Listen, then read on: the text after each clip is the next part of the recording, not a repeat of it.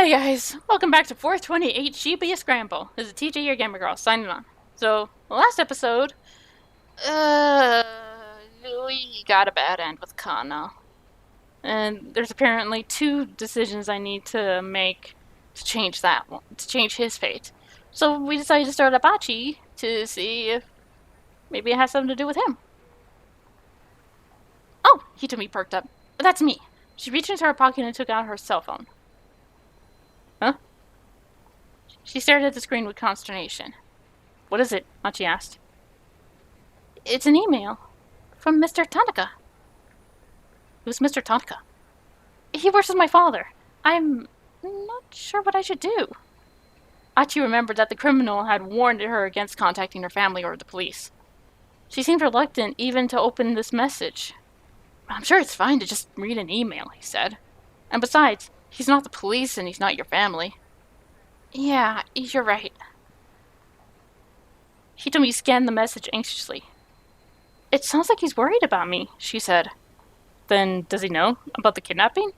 Yes, I know my father trusts him. And he's always been so... Hitomi cut herself short. Still, it was clear to Achi that she and this Tanaka person had some sort of close relationship. I wonder if it's safe for me to let him know what the situation is. I think it should be, Achi told her. I mean, the kidnappers aren't going to know you sent an email, right? Hitomi began typing out a response. Achi watched over her, wild speculations running through his mind. There was no way a mild-mannered young lady like her could be dating one of her father's co-workers, was there? And there's the jump to Osawa. Unless she was all about finding herself a sugar daddy. No, he was being ridiculous. Achi banished the thought from his mind. Besides, Hitomi's personal life wasn't the problem right now. The problem was that psycho with the cane and the gun. And her sister.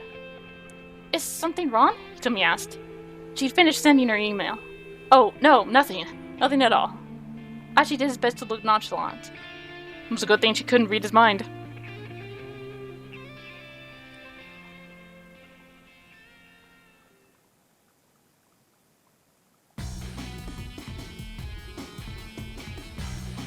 They exited the center gai and resumed their approach toward Dokenzaga by way of Maruyamacho.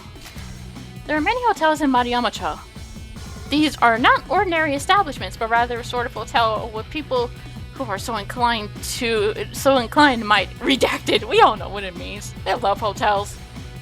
A couple heading to this kind of place in the early afternoon would, without a doubt, be assumed to be bent on redacted. You might be wondering whether an option for these two... You have to message her. Well, don't get your hopes up. This ain't that kind of game.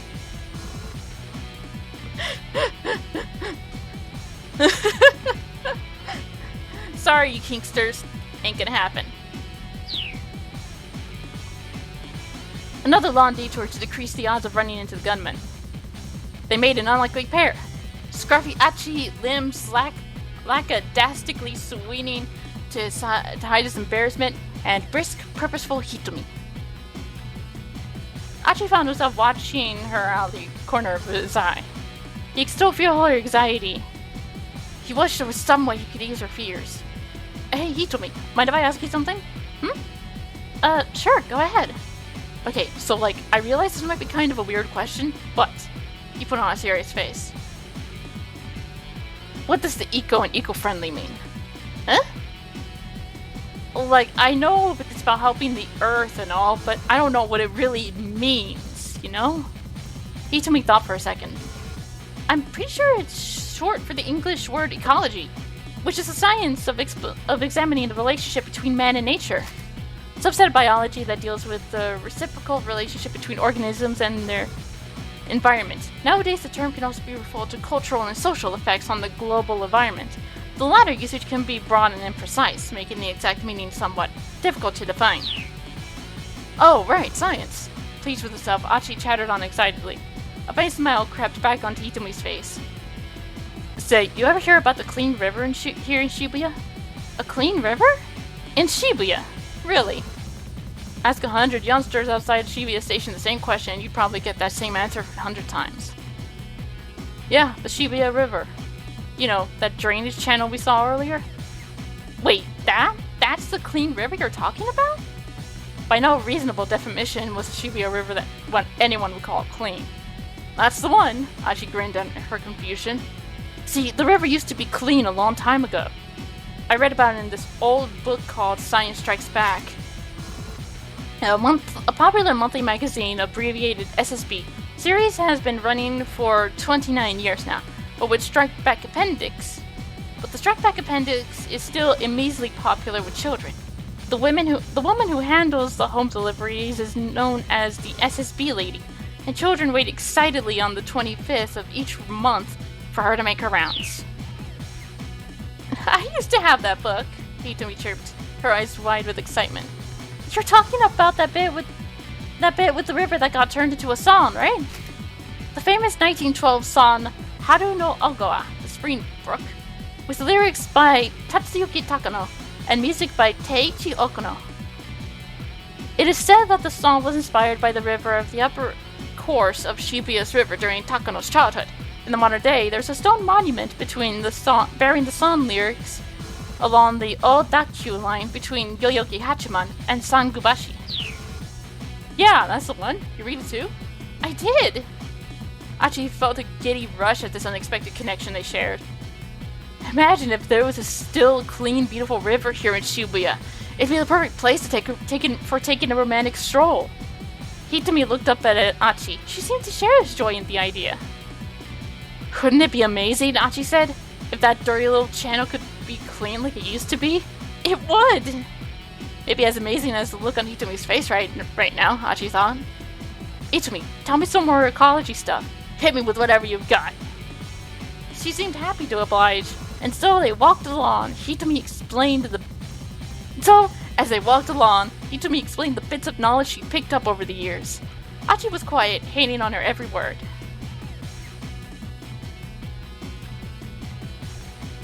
The return to Odogenzaga became an impromptu environmentalism lecture.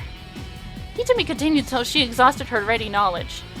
I just don't get it, Achi grumbled when she paused at last. I mean, why is it a bad thing if the planet gets warmer? Wouldn't that make winter in places like Hokkaido way easier? No, you see, because if the whole planet gets warmer, it'll cause the whole ecosystem to collapse. Achi racked his brain. And the ecosystem is what again? Is that like a solar system?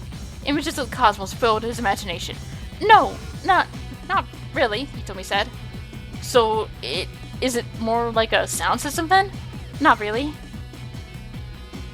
Oh, but anyway, you're saying there's a problem with the, what was it again? Carbon dioxide. Yeah, that stuff. I'm going to have to cut down on that. Sure. That settles it, Achi declared proudly. No more soda for me. Soda? Hitomi asked. Yeah, it's carbonated, right? Hitomi burst out laughing. What? I'm serious. You don't think I can do it? I'm sorry, Hitomi said, catching her breath. It's just... Her face froze, her mirth abruptly vanishing. Oh no. Huh? Achi stared at her face in alarm. What is it? Again! He turned his attention in the direction Hitomi was looking. The man with the cane was bearing down on them. Oh, come on! You've gotta be kidding me! He grabbed Hitomi's hand and ran.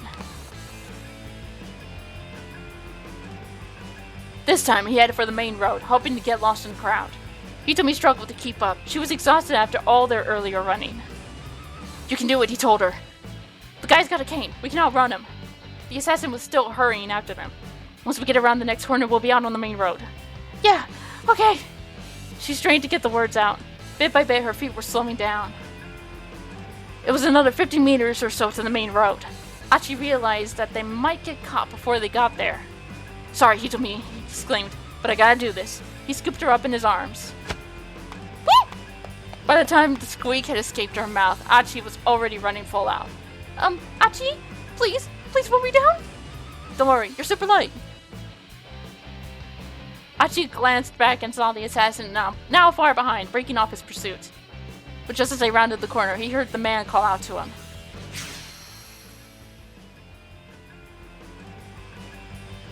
Achi almost stopped on reflex. Hold on, did Did he just shout my name? How the heck does he know my name? Quaking with unease, Achi slipped into the crowd.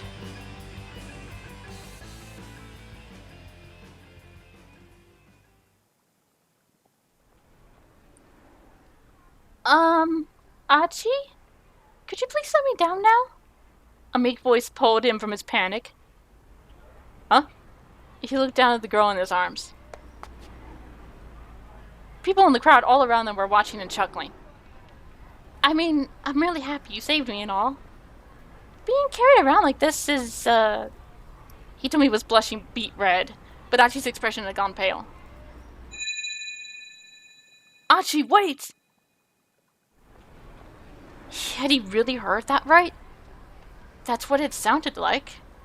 He set Hitomi back on her feet, then used his shirt sleeve to wipe the sweat from his face. You okay? Hitomi asked. When we were running just now, did that guy say anything? Not that I heard, no. Huh. Had he just imagined it then? Maybe. Achi was sure he didn't recognize the man.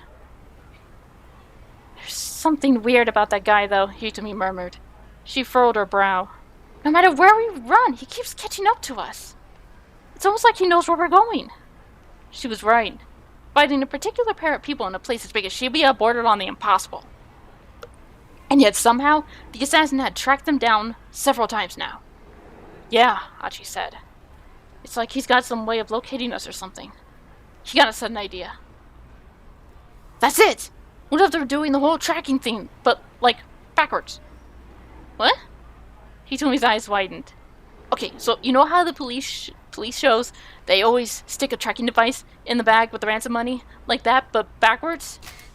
Okay, so backwards isn't the right way to describe this, but Achi doesn't realize that. He does seem to know what a tracking device is, at least. A radio transmitter that can be located by a signal it emits. The Japanese police sometimes refer to this as a beeper, not to be confused with the English saying term beeper, meaning a pager. Backwards? Yeah, like instead of putting the tracker on the money, they put it on you. Hitomi frowned. I don't see how I could possibly have a tracker on me, she said. I mean, I'm just wearing my clothes from home. Oh. Huh. Well then how is he doing it then? Barely a moment passed from the moment he got the words out of his mouth. Once again, the man with the cane stepped out on the road ahead of them. It really did seem as if he'd known exactly where they were going to be. How the hell is this happening? Achi groaned. He reached for Hitomi's waist, ready to pick her up. It's okay, I can run. It's okay, I can run by myself. Achi took her by the hand instead, and they raced into another alley. This guy just will not give up. At the far end of the alley, he could see a forklift parked beside a pile of cardboard boxes. Achi decided to throw the boxes at their pursuer or hop into the forklift and drive it at the assassin. I like A, because B is a good way to get yourself killed. Ugh! Achi snatched the nearest box, turned and threw it at the man with the cane. The box was filled with something heavy. This ought to do some damage. He watched with satisfaction as it struck the assassin in the face. The man staggered sideways. Here, have another! One by one, Achi hurled every box in the pile. And another one for the road! The last box was improperly sealed. It broke open and struck their pursuer, sending several bottles flying. They shattered as they crashed onto the street, splashing red. Oh dear, I think we just... Did we find the burning hammer? Yeah, we did! Whoops! The assassin dropped to one knee, scrubbing his face with his hand. Achi looked on in surprise. He couldn't possibly have hit the guy that hard. Peering at the man more closely, he saw that he was spattered in black liquid, in red liquid. Apparently, the stuff in the bottles had gotten in his eyes. Now's our chance. Achi took off with Hitomi, leaving their pursuer kneeling in the alley.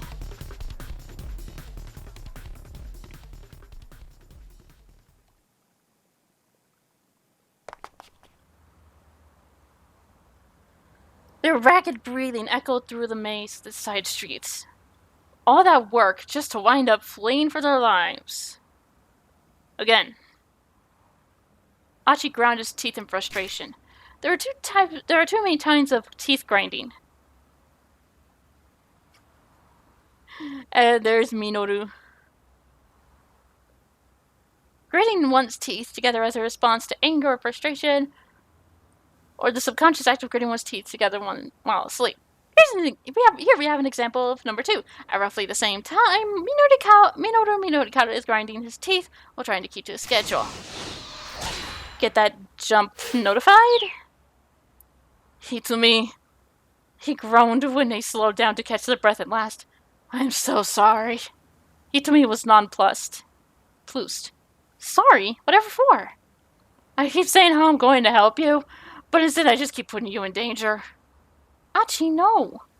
If you hadn't been with me, I'm sure I'd already be... No, Achi hurried to cut her off before she could finish. Don't go there. Please. He sighed, and then spoke again more quietly. I just want to help you. Clenching a fist, he looked up at the sky. A tiny sliver of blue was visible through the narrow gap between the buildings. Hitomi hung her head. Honestly, I can hardly believe how much you've done for me. I do appreciate it, but still. The lengths you've gone to... Achi looked at his feet, then drew himself up. Oh, I admit it's not just because of some gut instinct or your love for the environment, he said. There's another reason I'm doing this. There is? Achi paused, searching for the right words. I love you, Hitomi. Just flat out, say it. Just say it. I've got a little sister. Her name's Suzune. She's cute and smart. Kind of the exact opposite of me, you know? His voice took on an uncharacteristic solemnity. But she's got a weak heart, so she's in the hospital. Oh, I'm so sorry to hear that. But what does that have to do with wanting to help me? Back when Suzune was first admitted, I'd go and visit her every day. But she...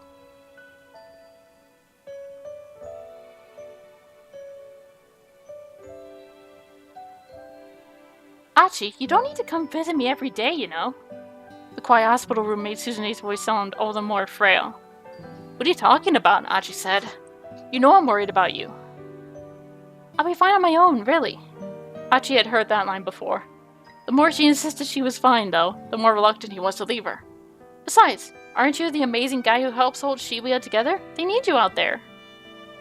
Achi didn't know how to respond to that.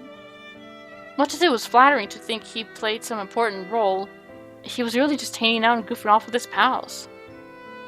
It certainly wasn't anything for his sister to be proud of. I'd rather you spent your energy helping people who need it more than me. What do you mean? People who need the help more? Who could possibly need help right now more than you? Achi scratched his head in confusion, and his sister gave him a weak, tiny smile. You'll figure it out, she said. I'm sure they'll find you soon enough. But I'm gonna be here with you. I'll be fine. Suzune's face was pale, but her tone was firm. My big brother is gonna be out there doing his best to help people. That's what makes me happy. That's what keeps me going. Her voice was clear and unwavering, as if to head off his rebuttal. Alright, Achi said with a reluctant sigh. So then, I guess, I'll just go out there and help people who are in trouble? Satisfied, Suzune smiled.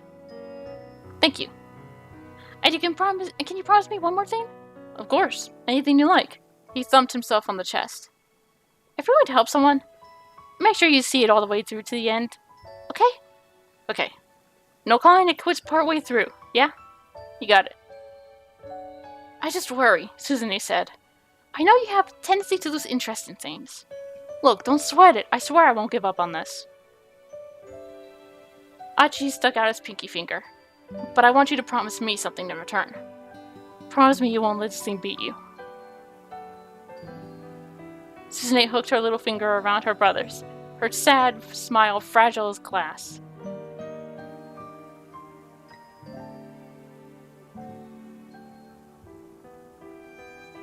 And so there you have it, Achi said. Kind of a rubbish story, I know. Not very funny. So your sister's heart condition is pretty bad? Achi nodded. You know, she called me amazing. There's nothing amazing about me. Suzune, she's the amazing one. She's been in the hospital so long, in so much pain, but she never complains. All I do is hang around and goof off with my friends. He gave a shrug. But I just kept thinking about how happy she'd be if I really did help people. It turned out that finding people in need hadn't been all that simple. The only helpful thing Achi had been able to think of was going around picking up trash. And that's why Suzune's idiot brother left us to be Shibuya's garbage man. Did your friends know? Hitomi said. Hitomi asked, about your sister? I didn't tell him. I didn't want to pin this all on her being sick. Ah, I see. At least now Hitomi understood what the fight with the local toughs had been about. The sound of approaching footsteps jerked them back into the present. The man with the cane appeared at the end of the alleyway. He raised his gun. There was no time to flee. Achi quickly stepped in front of Hitomi. If you shoot us here, people are going to come running, he said. I'm guessing you don't want to get pegged for murder. The assassin didn't flinch. Stay out of my way, Achi. This time, there was no doubt. The gunman had spoken Achi's name loud and clear. How do you know who I am? The man stared at him through the sights of his gun. She has to die, Achi. It's for your own good. What does he mean? Hitomi whispered. Achi, what is he talking about? Achi's mind was a whirl. Things were coming at him too fast for him to process. I don't know this guy. Hitomi, please, you have to believe me. But... Hitomi took a doubtful step away from Achi. The assassin didn't miss his opening. He quickly aimed at her. Cut the crap, man! What do you mean killing her is for my own good?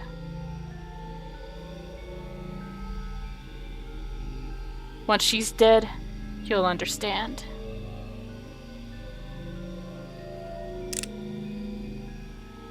The gunman's finger tightened on the trigger.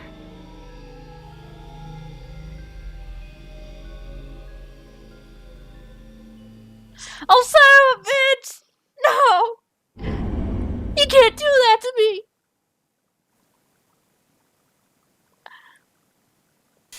Ah!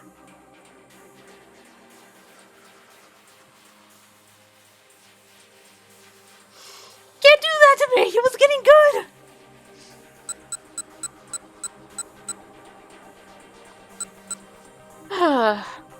Alright,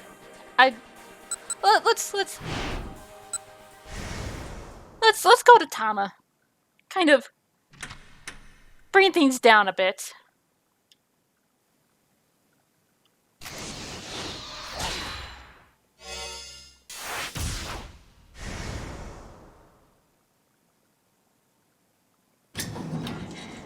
Wait, what?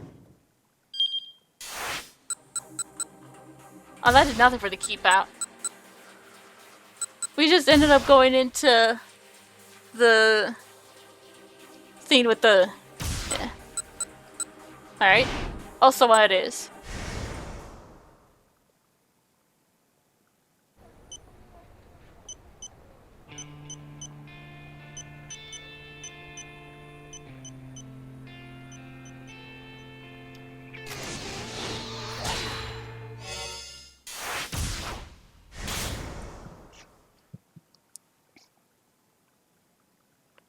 Here, take a look at this.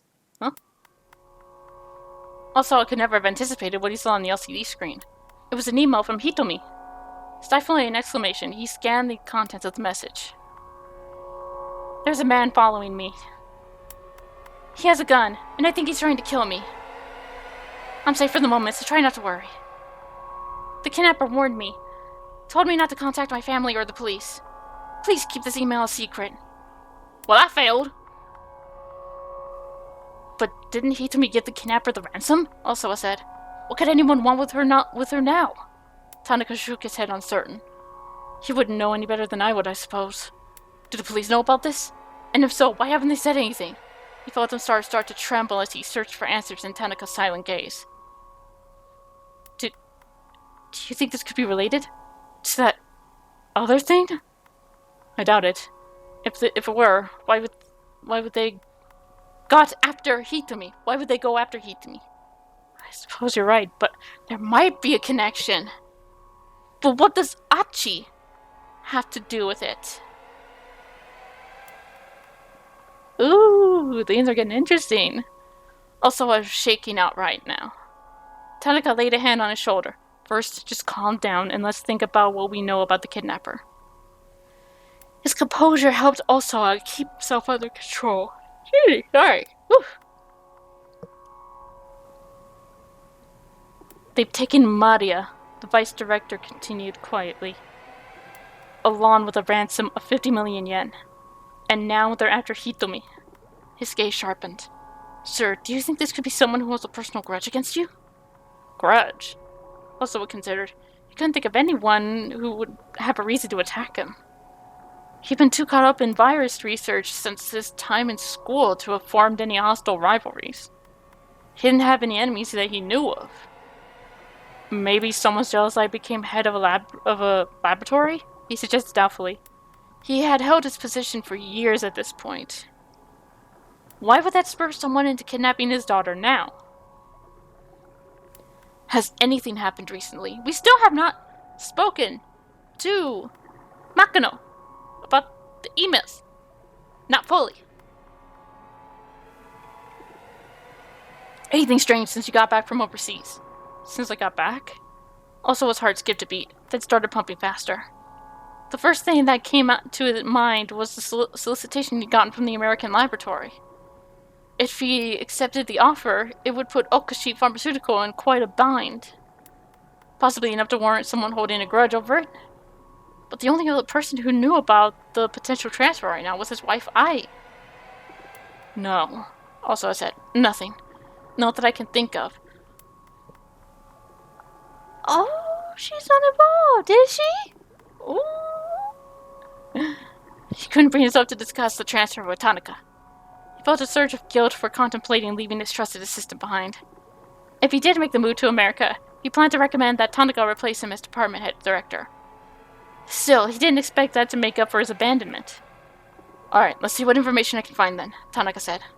The kidnapper has forbidden any contact with either family or the police, but Tanaka was outside of that circle, and he knew how to handle himself with discretion. I'm sorry to have to put this on you, Osawa said, and thank you. For now, let's see if we can get Hitomi to exchange some more emails. An uncomfortable thought suddenly occurred to Osawa. He blurted it out without thinking. Why do you have my daughter's contact information on your phone? Tanaka gave him a worried look. Sir, I promise I can explain once all this is over. And with that he stepped... You're not helping yourself either, Tanaka! Oh my god! You're keeping something from someone who trusts you!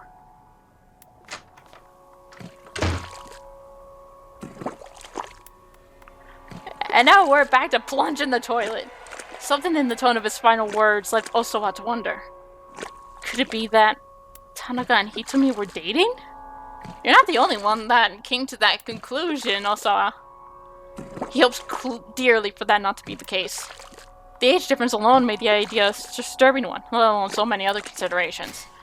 Mamoru Tanaka is 40 years old, Hitomi is 19. This makes him just over twice her age. This does not necessarily mean, however, that they could not date or fall for each other. Many couples with such an age difference between them wind up ahead. Yeah! If he's worried about the age difference, then that's his fault. That's his prerogative. Yeah, Hitomi is young, but she is 19. She is past the age of consent in America.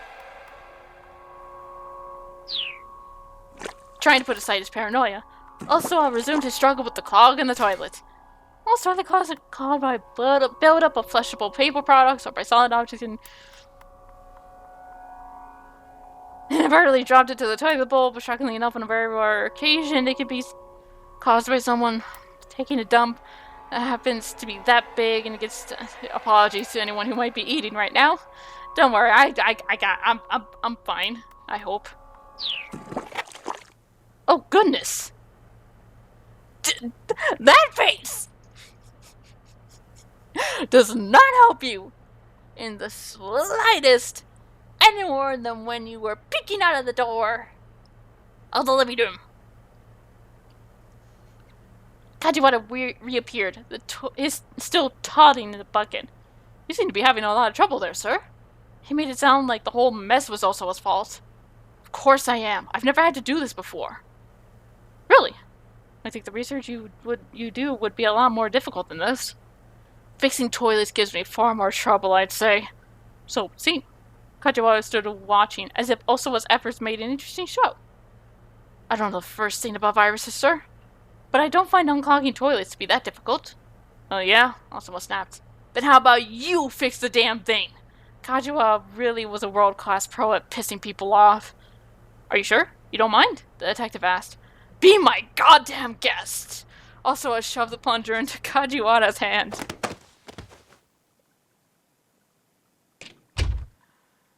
Oh god. Leaving the detective to handle the toilet, Osowa marched back to his study. He turned on the CD player and laid back on the sofa, squeezing his eyes shut. He was seriously on edge. Kajiwara had totally broken his stride. What now? The door to the study slid slowly open. It's Detective Kajiwara, sir. Please don't come in here without asking. My apologies, Mr. Osowa. I just wanted to inform you that the toilet has been fixed. Alright, fine. Osowa hardly cared. He just wanted this guy to give him a little peace. Oh my, is that really all you had to say, sir? Nary a compliment or encouraging word? Maybe a good job, Kajiwara? Or you're getting a promotion, detective? Osowa blew out his breath in exasperation. How are you a detective? I'm not sure I get your meaning, sir. You are completely clueless. I'd like to ask your superiors to replace you with a detective who knows how to take his job seriously. Mr. Osowa, with all due respect, it's unusual for a precinct detective like me to be stationed here at a victim's home. What's your point? Not to brag, sir, but I happen to be an exceptional detective. Kajiwara beamed with pride. In fact, I made an excellent showing in the Superstar Detective Contest we had in our police social media service. Online platform whose primary feature is allowing people to connect with one another. The police-exclusive social media network that Kajiwara belongs to, Poxy, is very strictly regulated, with any abusive language, slander, sexual content, or lame jokes deleted. Almost immediately. Lame jokes. Wow. For a moment, Osowa thought the bolt of incredulous anger that shot through him was the onset of a stroke. How could a single person be so utterly infuriating? And you can't tell anyone about this. Kajiwara went on obliviously. But this summer, a new detective manga is starting up, based on me. Planned for release in the MPD's monthly PR. Okay. Kaji Queen of the Street? What, did you go in drag at one point? Also, a spat out a peal of feigned laughter. A manga? I can tell you all about the plot, sir. Would you like to hear about it? I would not. It's about a telecommuting detective who solves major crimes using his wits and his computer. Surely you'd like to hear about that, sir. I really wouldn't. I know I may not look it, but I'm pretty handy with computers. Kajiwara's eyes drifted over to Osowa's desktop. Dad! No! No! Stranger danger! Number 1, ew, that's toilet water. Number 2, stranger danger! No! No! Kajiwara, stop! His hand darted to the mouse. In a matter of moments, he cleared the screensaver and booted up a web browser. Hey! Osowa barked. Don't touch that! But he was too late to stop the detective. The monitor showed the page for AyaNet, a fan page devoted to Aya Kamiki. Also, his imminent rage stroke was beginning to make his vision grow fuzzy. You come to this site regularly, sir? Regularly? Well, I'm not sure. Also trailed off, feeling the heat of a blush flare on his cheeks. There's a lot of stuff on this site. Is there a section you primarily spend time on? Well, I mean, for my part, I really only go to the fan forums for folks 40 and over. Aha! With a twinkle of curiosity in his eyes, Kajiwara peered at the computer screen. Having his privacy invaded to this degree was the ultimate disgrace. Alright, also a huffed. You're an amazing detective, Kajiwara. Just incredible. I see you in a new light now. Now, would you please get the hell out of my room? He tried to usher Kajiwara back out the door. Please leave me alone. He got up to leave the study. Now, would you please leave me alone? He got up to leave the study. Sir, hold on. There's something I wanted to give you. Kajiwara reached into his pocket. I don't need a damn banana.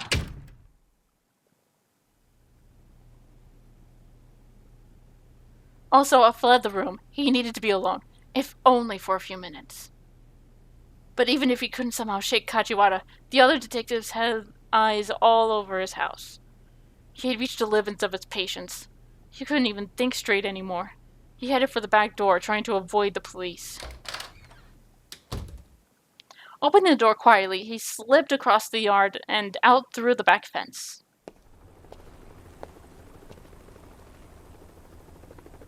He didn't want to venture too far from the house. He found a tiny alley and took cover there, thankful for a few moments to himself at last. While there, he caught sight of He caught sight of a man and a young girl, a father and his daughter, running past the main road. It looked as if they were running from something. The man glanced anxiously back over his shoulder, dragging his daughter by the hand. Osawa watched absently as the pair rounded the corner and disappeared from sight. Not long after, a pair of thuggish-looking men came running along, heading in the same direction.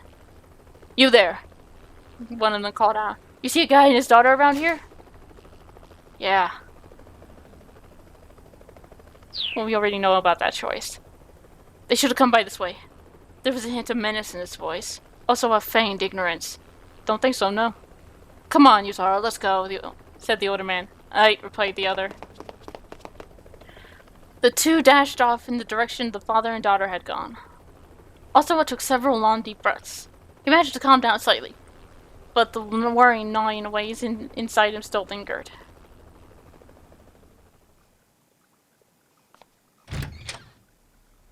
Osawa groaned inwardly when he got back to his study.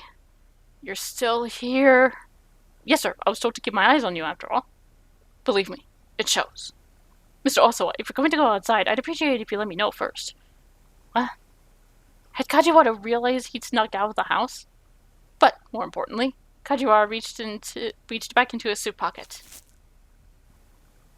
I've been meaning to give this to you. He held out a small plastic bag. Inside was a scrap of paper of some sort. What's that? Osawa asked. This is what was clogged in the toilet, sir. With some hesitation, Osawa took hold of the bag. Huh? That's... The passenger name here is listed as Kenji Osawa. In the plastic bag was a plane ticket. Specifically, the one for his upcoming flight to the US the following week. He left it on his desk. How did it wound up getting flushed down the toilet? This looks like it's pretty important, sir, Kajiwara said. I must say, it was pretty careless of you to accidentally flush it. A wry sort of smile came to his face. Although, the detective added, I suppose the question of who flushed it is another matter entirely. Also, I was at a loss for words. Someone had tried to flush his plane ticket on purpose. He was sure of it.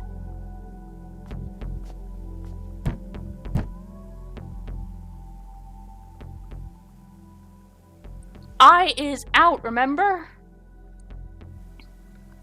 I'm going to end the episode here. Things are getting interesting. Very interesting.